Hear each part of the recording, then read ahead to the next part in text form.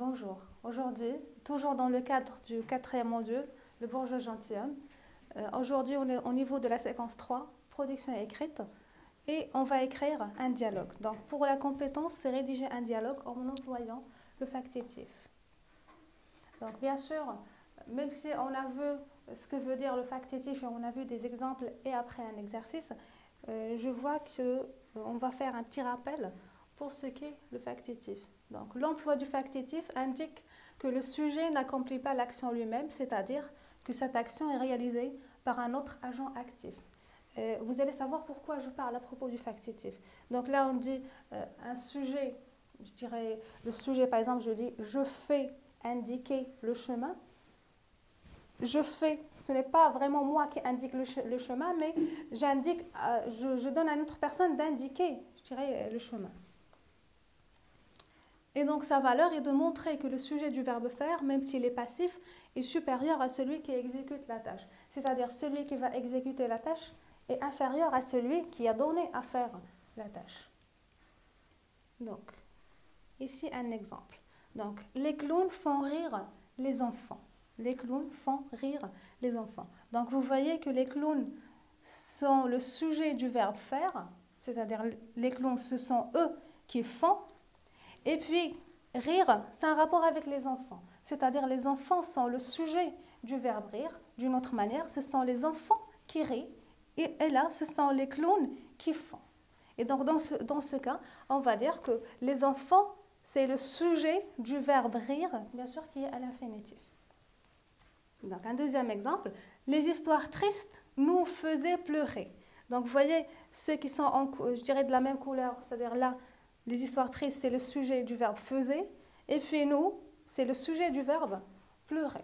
Donc, pour vous dire que si vous trouvez du factitif, le verbe qui est à l'infinitif ne renvoie pas au sujet principal, je dirais, de la phrase. Donc, maintenant, on va passer au sujet qu'on va écrire. Donc, tu es malade et tu consultes un médecin et il t'examine. Après le diagnostic, il te prescrit une conduite à suivre. Rédige un dialogue entre le médecin et toi où il t'explique ce que tu dois faire et ce que tu dois éviter. Donc, bien sûr, on doit commencer avec une explication de mots. Donc, tu es malade et tu consultes. Donc, consulter, ça veut dire visiter. Un médecin et il t'examine. Bien sûr, quand on va chez un médecin, il ne va pas chanter pour nous, il ne va pas danser, mais il va nous examiner, c'est-à-dire il va savoir de quoi on souffre. Donc, examiner, c'est observer avec attention. Et puis, diagnostic. Donc, il t'examine. Après le diagnostic, il te prescrit une conduite à suivre. Donc, diagnostiquer, ça veut dire déterminer une maladie après examen. C'est-à-dire, après qu'il va vous examiner, il vous dit de quoi vous souffrez. Donc, là, on l'appelle un diagnostic. Prescrire. Donc, il te prescrit une conduite à suivre. Prescrire, c'est donner à quelqu'un des conseils et des recommandations. Bien sûr, ici, on prend le verbe prescrire seulement pour conseils et recommandations parce que là, le médecin ne va pas vraiment donner des ordres puisque, je dirais, c'est un cadre qui est plutôt amical. Même s'il s'agit d'un cadre professionnel, mais là, la relation entre le patient et le médecin, je dirais, le médecin ne va pas donner des ordres à son patient, mais plutôt des recommandations. Donc, une conduite à suivre. Donc, une conduite, c'est un ensemble des recommandations et des interdictions. C'est-à-dire, il va nous donner des recommandations, c'est-à-dire, il vaut mieux faire ça, et puis des interdictions, c'est-à-dire, il ne faut pas faire quelque chose. Et donc, le diagnostic, il te prescrit une conduite à suivre. Donc, rédiger un dialogue entre le médecin et toi où il t'explique ce que tu dois faire et ce que tu dois éviter. Bien sûr, si par exemple on souffre de quelque chose, le médecin nous dit fais ça et ne fais pas ça. Donc, éviter, c'est ce qu'on ne doit pas faire. Donc, compréhension du sujet, on va se demander qu'est-ce qui est demandé, c'est-à-dire qu'est-ce qu'on doit faire. Donc, ce qui est demandé, c'est de rédiger un dialogue entre deux personnes, un médecin et toi. Bien sûr, toi, c'est le patient. Donc, critères de rédaction, on doit écrire un dialogue. Donc, il y a vraiment un échange de répliques entre le médecin et le patient. Des répliques et une tirade. Bien sûr, des répliques, c'est là où le personnage ou bien le patient, ou bien toi, tu vas te présenter, tu vas parler avec le médecin. Et puis, la tirade, c'est la longue réplique que va dire le médecin. Et puis, emploi du factitif. Donc, il faut employer le factitif. Donc, le plan de rédaction. Dans l'introduction, la situation, c'est la visite du médecin. Voilà, il faut présenter le travail en disant, voilà, j'ai décidé de visiter, par exemple, le médecin parce que j'étais malade hier, ou bien... L'important, c'est la situation. Il faut présenter le travail. Le développement, l'entrée au cabinet, les salutations d'usage, l'examen, le verdict et la conduite à suivre. Donc ici, le verdict, c'est un mot qui est utilisé dans, je dirais, c'est un mot plutôt juridique, c'est-à-dire employé dans la loi, mais on peut l'utiliser comme un médecin puisqu'il arrive à donner, je dirais, le résultat de ce diagnostic et il va, je dirais, donner des conseils, des recommandations à suivre pour ne plus être malade. Et puis pour la conclusion, on va parler de la visite, de la fin de la visite, remerciements, et puis vous allez à la pharmacie. Exemple de production. Donc ce matin, en me réveillant, je ressentis des douleurs intenses au niveau du ventre. Ma mère décida de m'emmener chez le médecin du quartier. Donc vous voyez que là, on arrive à présenter le travail. Donc là, c'est la situation. Donc, le matin, je me sens, ou bien je ressens des douleurs intenses, c'est-à-dire des douleurs tellement graves au niveau du ventre. Et ma mère, bien sûr, décida, c'est toujours les mamans qui arrivent à nous emmener au médecin. Bien sûr, une salutation aux parents, ou bien aux deux. Je parle du père et de la mère, bien sûr. Donc, et puis, après quelques instants d'attente, l'assistante nous demanda d'accéder à la salle d'examination. Le médecin nous accueillit avec le sourire après les salutations. Il me demanda. Donc là, c'est la présentation, c'est-à-dire vous voyez qu'il n'y a pas de réplique, il n'y a pas de dialogue, il n'y a pas de guillemets. Mais après, c'est parce que tout ça, c'est de la présentation. Donc, et après les salutations, il me demanda « De quoi souffres-tu, jeune homme ?» Bien sûr, parce que là, le médecin ou bien le docteur parle à toi. Bien sûr, là, j'ai choisi un jeune homme, je ne sais pas pourquoi, mais c'est comme ça. Donc, j'ai très mal au ventre et c'est depuis le matin. Donc là, vous voyez, il y a des répliques. Mais vous allez remarquer qu'il n'y aura pas de didascalie, même si c'est un dialogue, mais on n'a pas vraiment demandé dans les critères de rédaction, on n'a pas demandé des didascalies, donc on va rédiger seulement des répliques, c'est-à-dire les paroles des personnages. J'ai très mal au ventre et ce depuis le matin. C'est-à-dire, depuis le matin, j'ai mal. Qu'est-ce que tu as pris hier soir? Bien sûr, là, c'est le médecin, il se rassure. Qu'est-ce que tu as pris? C'est-à-dire, pour voir qu'est-ce que ça va être le diagnostic. J'ai mangé une pizza. Donc, il me demande de m'allonger sur le lit et commença à m'examiner, d'abord avec ses mains, puis avec le stéthoscope. D'un air inquiet, je l'interroge. Donc, ici, de m'allonger, c'est-à-dire de me mettre sur le lit, et puis il commence à m'examiner. On a déjà expliqué, d'abord avec ses mains, puis avec le stéthoscope. Le stéthoscope, c'est ce que met, je dirais, le médecin autour du cou et avec lequel il arrive à examiner. Donc il met comme des écouteurs dans les oreilles et puis il arrive à nous examiner pour voir de quoi on souffre. Donc, d'un air inquiet, je l'interroge. Est-ce que c'est grave, docteur? Ne t'inquiète pas, c'est une simple intoxication due à la consommation d'aliments périmés dans la pizza. Donc ne t'inquiète pas, c'est une simple intoxication, c'est-à-dire c'est comme c'est du microbe à l'intérieur, je dirais, de tes viscères, si tu veux.